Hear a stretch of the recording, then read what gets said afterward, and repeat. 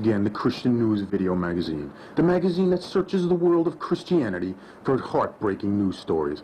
This week, we took cameras to Long Island Bible Institute to interview a few young people about what happened to David Martin Dietrich, an aspiring young evangelist who fell sick to a heat stroke. But what really happened? We here at Christian News Video Magazine have uncovered startling evidence that proves beyond a shadow of a doubt that Dave Martin Dietrich was not really had a heat stroke. He actually was poisoned. Let's take our cameras LIBI and interview the people.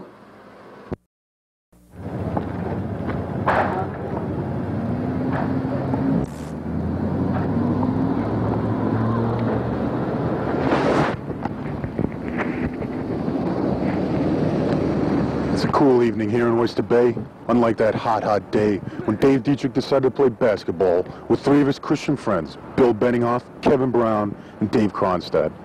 It was such a hot day that Bill Benninghoff suggested bringing a jug of water to the game. It was Dietrich's first mistake. This is a bottle of water that was brought to the court that day. It looks like a normal bottle of water, but actually, when tested in our laboratories, it was found to contain dilithium oxide, a highly toxic poison. When taken internally in the human body, causes the body temperature to rise 2 times the normal amount. It causes certain death. But who would have done such a thing?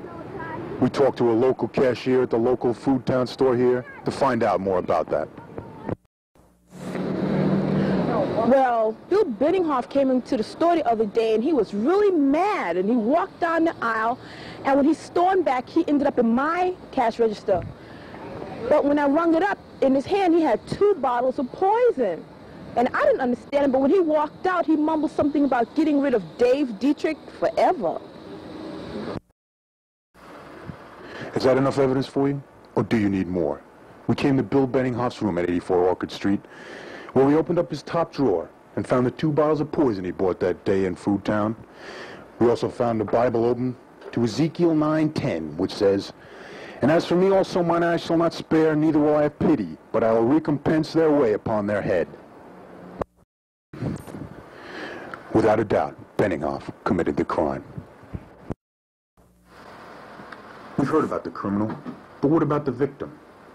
After leaving the basketball court, Dietrich staggered back to his school, where some of the students were washing down a car on that hot day. Little did Dietrich know that the hose they were using saved his very life, cooling his body temperature down. Dietrich was still very ill. He stumbled down into the cafeteria, where he received emergency medical attention from EMT Doug Gaffney. Gaffney received his EMT certification by sending in 10 Captain Crunch box tops. We talked to Gaffney. Yes, I treated Dave for heat stroke. I did everything I could until an ambulance got there. We had no idea he was poisoned. It's amazing he survived. Dietrich was lucky. He survived. What about your friends? They say they're Christians, but is that enough? We challenge you today to check into your friendships more. Well, thank you for viewing tonight. And please tune in next week when we have the mastermind of cell group technology, Nick Kava, and his performing plants. Thank you for viewing. I'm Morris Schwiegelbacher. Good night, and God bless.